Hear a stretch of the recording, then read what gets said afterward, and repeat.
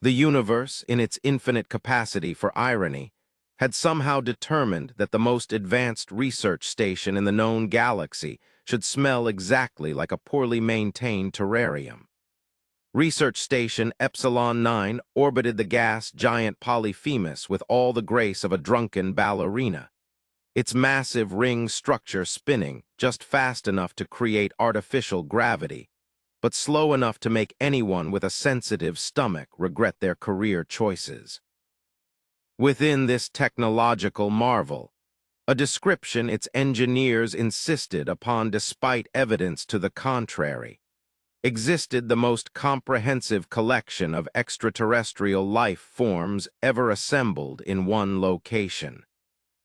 And they said humans would never achieve anything worthwhile, drawled the station's AI system through overhead speakers. Just look at you now, glorified zookeepers for the cosmos. The AI, programmed with what its creators had deemed personality, had unfortunately interpreted this directive as unrelenting sarcasm. Most of the staff had learned to ignore it. Across the main research hub, scientists of 17 different species busied themselves with the kind of work that involved a lot of important-looking displays and dramatic pauses while staring at data readouts. The recent expedition to Polyphemus's fourth moon had yielded specimens that defied conventional xenobiological classification, which was, of course, exactly what happened on every expedition, leading many to question whether conventional xenobiological classification was worth the quantum paper it was digitally printed on. Subject 47 Delta continues to exhibit aggressive territorial behaviors, announced a blue-skinned Krillian with 4 arms and the demeanor of someone who'd missed at least 3 meal cycles. It has destroyed every monitoring device placed in its habitat and has attempted to attack all research personnel. They paused, glancing at their data pad. All research personnel except *1, that is. In the observation chamber adjacent to Subject 47 Delta's habitat, a human xenobiologist stood with arms crossed, watching the creature through polarized glass. The beast, resembling something between a velociraptor and a nightmare, paced along the barrier, occasionally lunging at the transparent surface with teeth that could shred carbon-reinforced steel. 6 eyes, arranged in a pattern suggesting evolutionary adaptation for hunting in low light, tracked every movement on the other side of the barrier, except when the human watched. Then, oddly, the creature grew still. Fascinating behavioral anomaly, noted the station's lead researcher, a villain whose translucent skin revealed the complex circulatory system beneath. The specimen appears to be assessing you differently from other observers. The human shrugged. Maybe it just doesn't find me appetizing. That seems statistically improbable, given that it has attempted to consume representatives from 16 other species, including several with biochemical compositions similar to yours. The villain replied with the pedantic precision that had made their species the galaxy's most sought-after scientists and least popular dinner guests. Well, let's test the theory. The human moved toward the habitat access port. I feel obligated to remind you that interacting directly with Subject 47 Delta violates approximately 37 safety protocols, the AI chimed in. Though I must admit, watching you become an exotic snack would significantly improve my afternoon. Ignoring both the AI and the protests of colleagues, the human activated the secondary containment field, a shimmering energy barrier that would theoretically prevent the creature from reaching the main research area while allowing closer observation. As the polarized glass slid open, the human stepped into the narrow observation corridor. The creature immediately ceased its random movements and turned all 6 eyes toward the human. See, It's simply establishing a baseline threat assessment. The human called back to the anxious researchers gathering at the observation window. And then the creature did something unexpected. It lowered its armored head, retracted the venomous spines along its spine, and backed away 3 steps. The research hub erupted into scientific chaos, which, unlike regular chaos, involved a lot more muttering about control groups and statistical significance. "It's displaying submission behaviors," gasped a Ton researcher, nearly dropping an expensive scanner. That's impossible. This species has demonstrated apex predator characteristics on its homeworld. It doesn't submit to anything." The human tilted their head, studying the creature with the casual interest of someone observing a mildly interesting cloud formation. "Huh, would you look at that?" The creature, for its part, had settled into a coiled position, all 6 eyes still fixed on the human but making no aggressive movements. If anything, it appeared to be waiting. "I don't understand," the villain lead researcher said, their skin flushing a pale yellow, their species equivalent of a furrowed brow. "We've documented this creature killing prey 3 times its size through ambush tactics. It's been consistently hostile to all station personnel. What's different about you?" The human maintained eye contact with the creature. "Nothing, really, just looking at it." But that wasn't entirely accurate. The human wasn't just looking at the creature. They were seeing it. The subtle distinction was lost on the alien researchers, but not on Subject 47 Delta, whose evolutionary history had taught it to recognize the difference between a mere observer and a potential threat. In the human's steady gaze was something the creature understood on a primal level. "I believe," said a previously silent Narn observer who had been recording the interaction, "that we may be witnessing some form of interspecies recognition.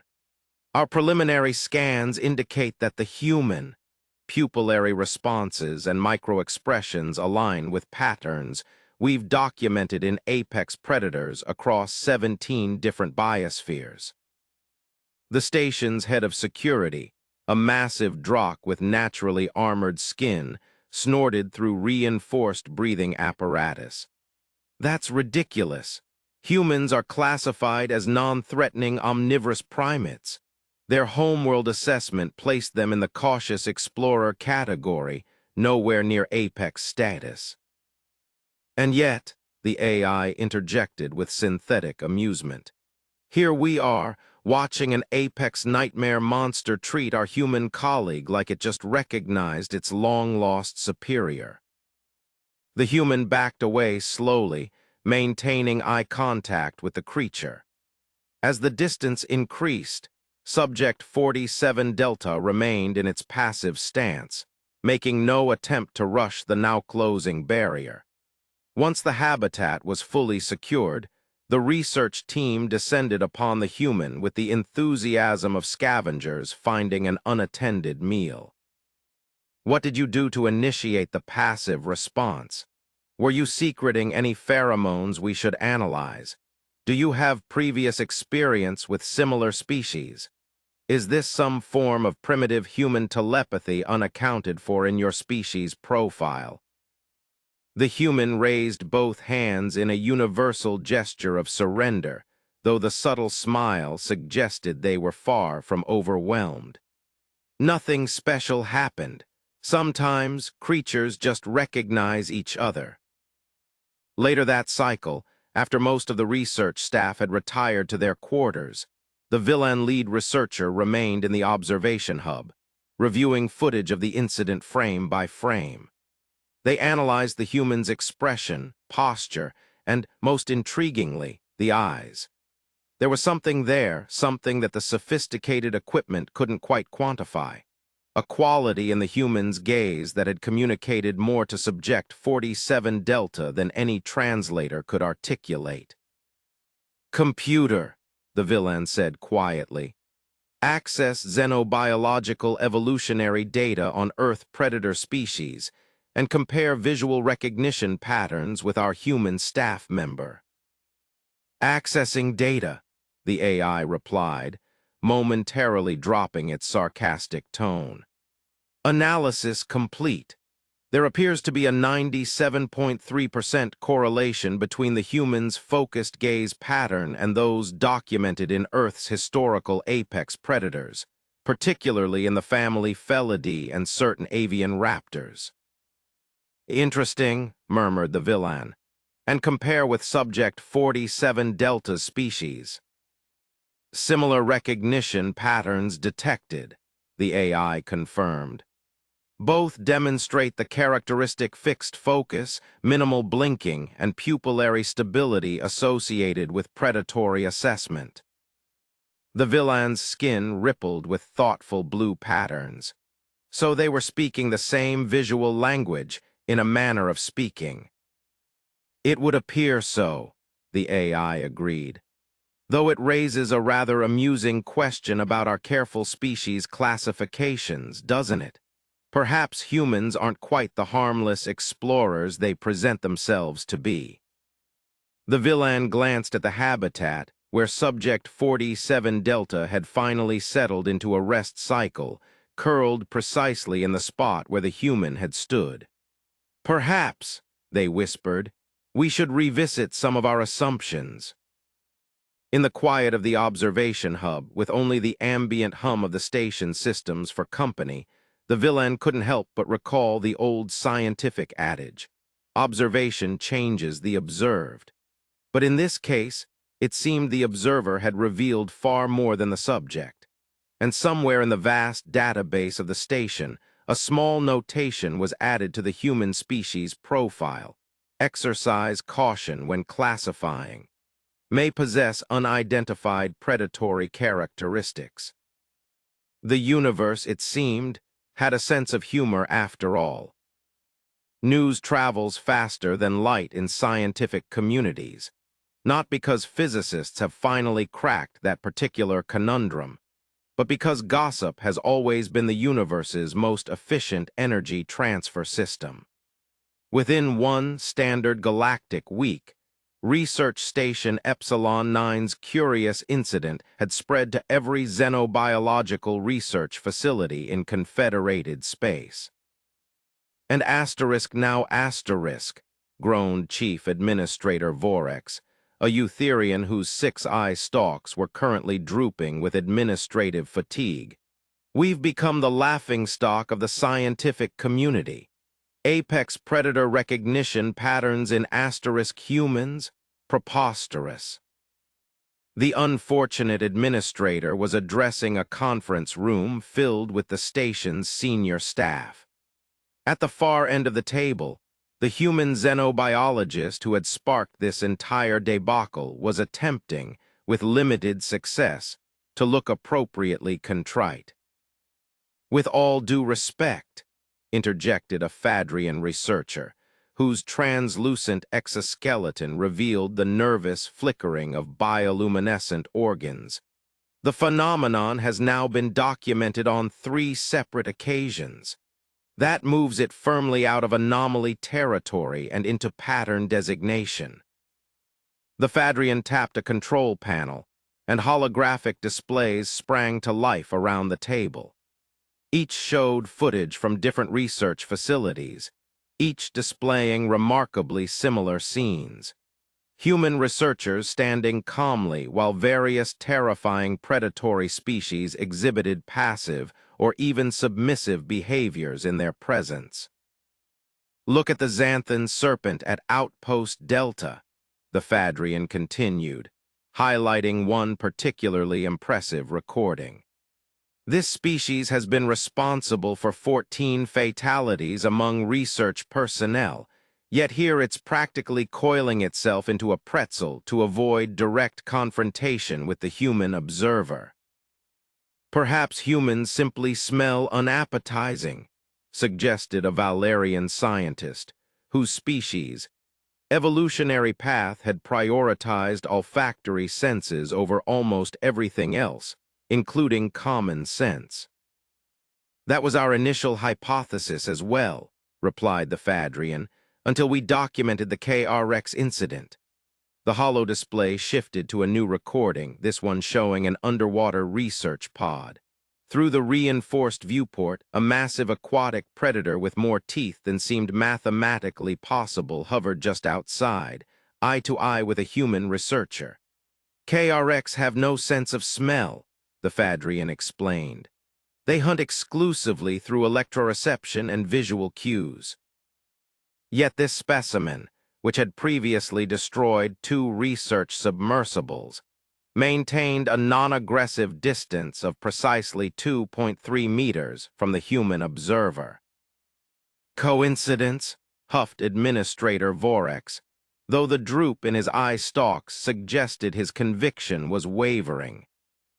One incident is coincidence, the human remarked with infuriating calm. 2 is concerning, 3 or more is a pattern. Yes, thank you for that stunning insight into basic statistical analysis, the station AI chimed in. Perhaps next you'll explain how addition works. The conference room's atmosphere grew tenser as more evidence accumulated. Reports from 17 different research stations, all documenting similar behaviors. Apex predators from wildly diverse ecosystems, with different evolutionary paths and hunting strategies, all displaying the same restrained response to human presence. I fail to understand why this is causing such consternation, said the human, leaning back in their chair with the casual posture that many non-human species found simultaneously fascinating and irritating. So a few predators don't immediately try to eat us. That seems like a positive development for interspecies relations. The issue, replied the villain lead researcher, who had first noted the phenomenon, is that this behavior defies our understanding of evolutionary biology across diverse ecosystems. Apex predators don't recognize other apex predators as equals unless they've evolved in the same environment. It's as though these creatures are identifying something in humans that transcends separate evolutionary paths. And that asterisk, added a Trellian evolutionary specialist, whose species had evolved from prey animals and thus took predator behavior very seriously indeed, is deeply unsettling, especially since humans have been classified as non-predatory omnivores. The human raised an eyebrow. Have you actually studied Earth's evolutionary history? A silence fell across the room, the kind of silence that suggests not just an absence of sound, but an awkward abundance of realization. Well, admitted the Trellian, mandibles clicking in embarrassment, Earth's biosphere is quite complex, and our initial surveys were somewhat cursory. Somewhat cursory, repeated the human with a small smile.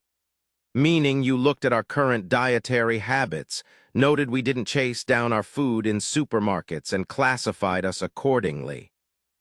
That's a gross oversimplification, began the Trellian. But not entirely inaccurate, finished the villain, whose species prided itself on scientific honesty, even when socially uncomfortable.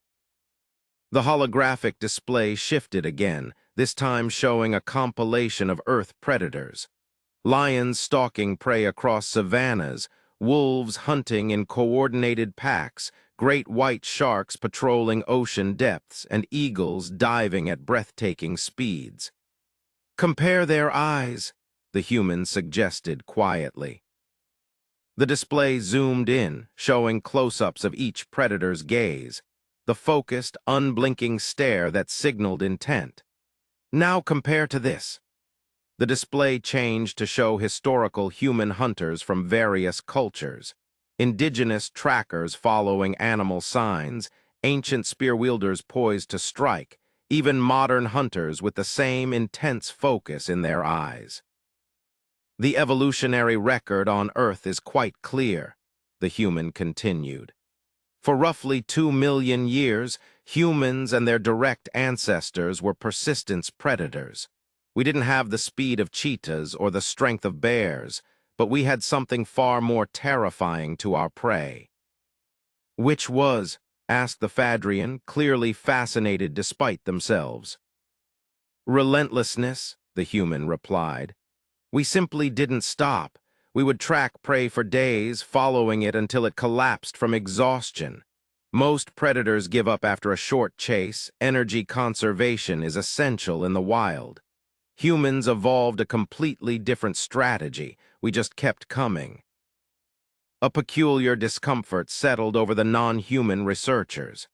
Several species shifted their weight, an unconscious response to sudden unease. That's disturbing, admitted the Trellian, whose ancestors had evolved specifically to escape rather than endure. It's efficient, corrected the human. And it shaped our evolution, our cooling system through sweat, our efficient bipedal locomotion, our problem-solving intelligence to track prey over complex terrain. And yes, our eyes, the focused, forward-facing eyes of a predator. The station's AI, which had been uncharacteristically quiet, chose this moment to interject. So the galactic community has been enthusiastically welcoming apex persistence predators into their midst without realizing it. Marvelous security protocols all around. Truly inspired work. We're not dangerous, the human protested. Tell that to the countless species that went extinct on your planet, the AI replied dryly. Before the human could respond, an urgent communication alert sounded. Administrator Vorex's eye stalks quivered as he accessed the incoming message.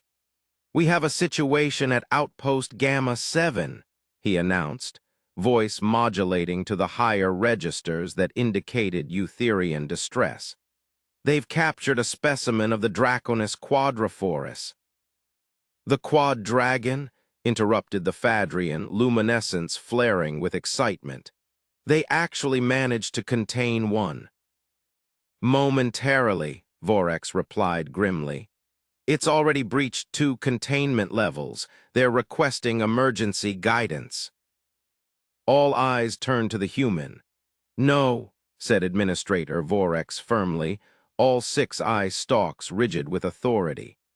Absolutely not. We are not sending in a human based on this predator recognition theory. It's scientifically unsound and potentially catastrophic. The human shrugged. Your call, though I would point out that the quad dragon has already killed how many researchers? 7, supplied the villain helpfully. And destroyed how much equipment? Approximately 4.3 million credits worth, the AI contributed, with what sounded suspiciously like glee. Administrator Vorex's eye stalks drooped in defeat. Fine, but this is being documented as occurring under protest. 3 hours later, the research station staff gathered around hollow displays showing a live feed from Outpost Gamma 7.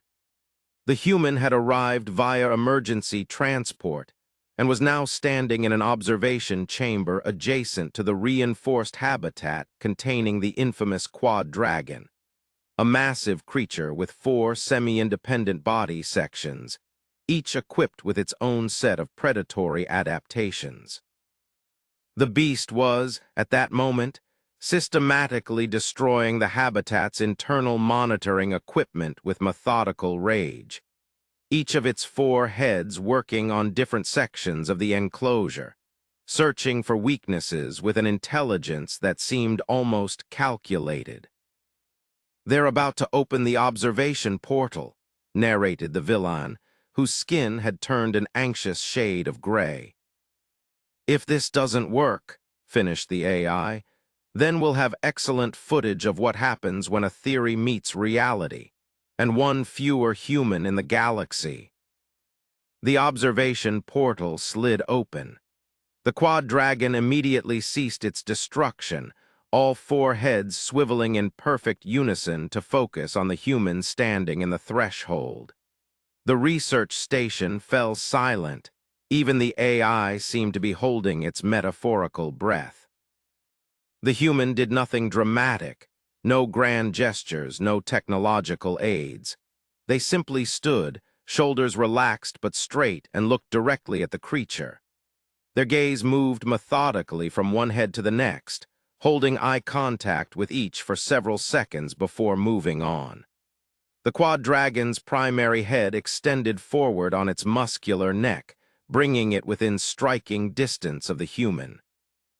Its secondary defensive head raised above, poised to strike, while the tertiary and quaternary heads maintained their positions, watching the flanks, a classic hunting formation.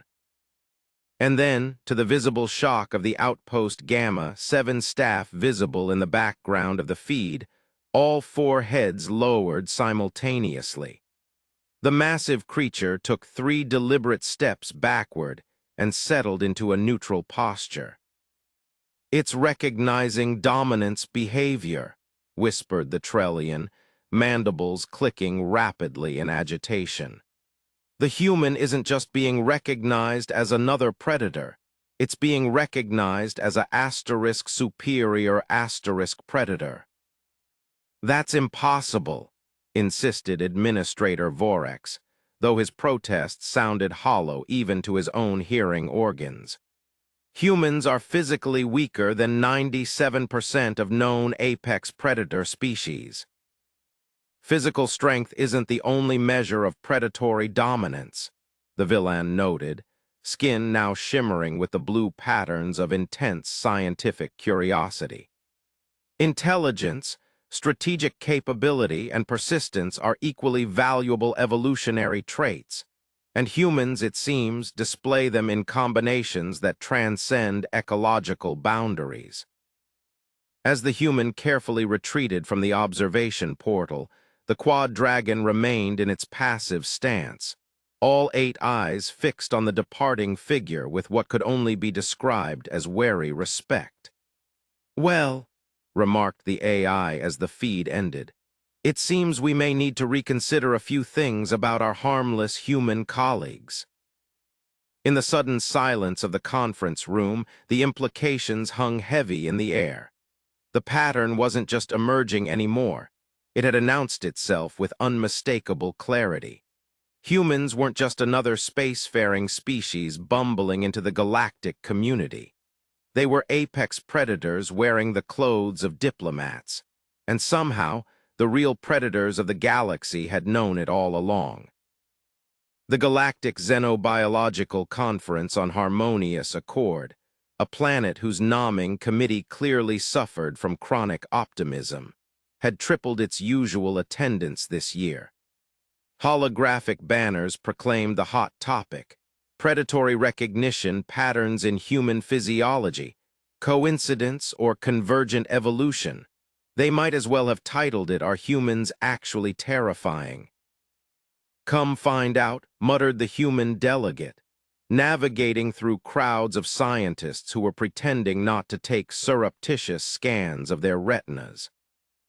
The villain researcher accompanying them displayed excited purple patterns across their translucent skin. "The scientific interest is encouraging, better than xenophobic panic, right?" The human replied, "Because nothing says we're not panicking, like tripling attendance to determine if humans are secretly apex predators." The station's AI, having demanded transport to the conference via portable unit, chirped gleefully as they passed an exhibit. "Oh, look, they've reconstructed early human hunting with laser spears. How adorably inaccurate, though they've captured that homicidal gleam in the eyes perfectly asterisk." The main symposium hall buzzed with anticipation as Dr. Zixtal, a renowned pan-evolutionary biologist, began the keynote address. 8 limbs gestured in academic emphasis as holographic displays showed footage from dozens of human-predator encounters. "The question," Zixtal declared, is not whether this phenomenon exists. The evidence is incontrovertible. The question is why. The display shifted to comparative anatomical scans of human eyes alongside those of various apex predators. The structural similarities are minimal, Zixtel noted.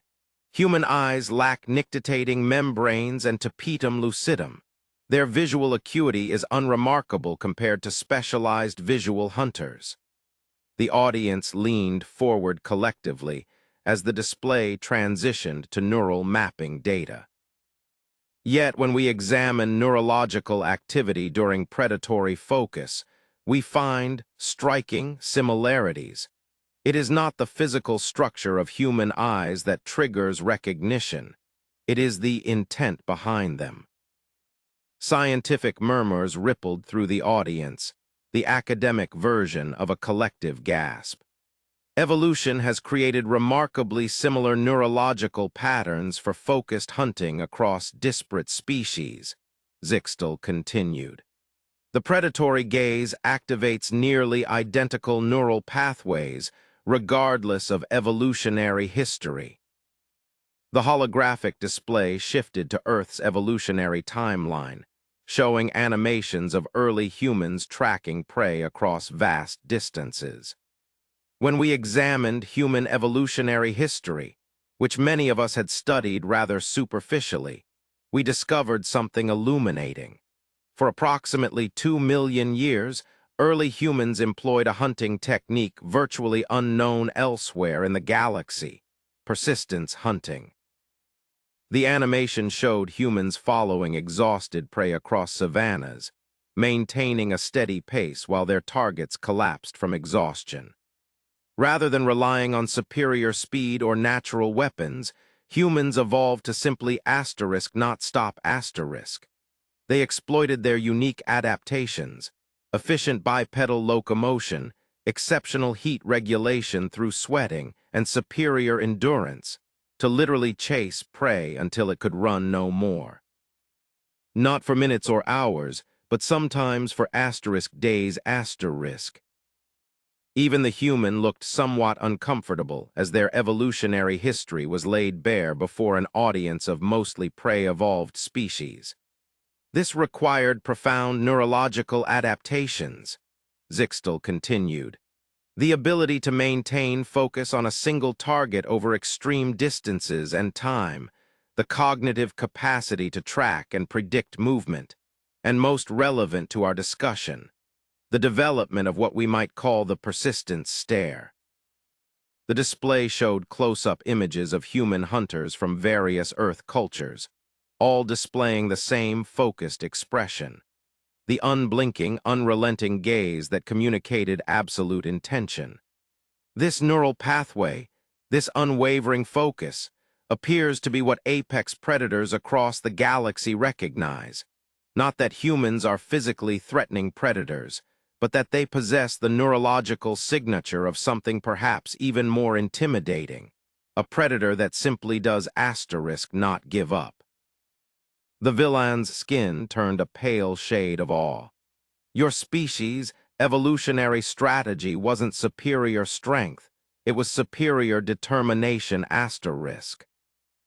I feel like I should apologize on behalf of my ancestors, the human muttered.